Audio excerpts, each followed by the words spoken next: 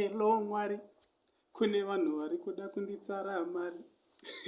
Hello guys, hi guys.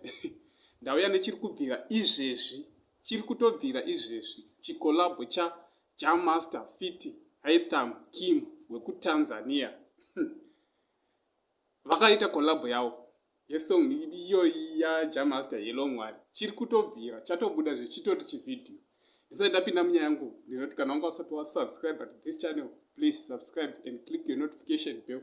Kuitira panongouya nezvichinyuwani sezvandatoita izvezvi guys, hamudarikiri. Jammaster Fit Hytham Kim ndewekuTanzania, kamusikana so. Boys, kanhamba kari kubvira izvezvi kutaura kunoda. Yatova ne 5 minutes yabuda video iyoyi. Powered by Passion Java. Sa guys, vese vanofarira Jammaster, vanofarira kamusikana kekuTanzania aka, endai paYouTube paJammaster izvezvi right now. Mondoiona video yachona. Hello Mwari.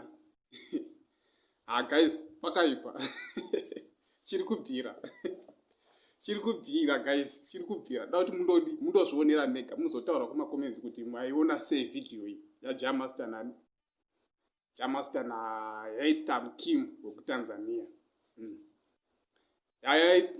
Powered by Passion Java. Ndiadi.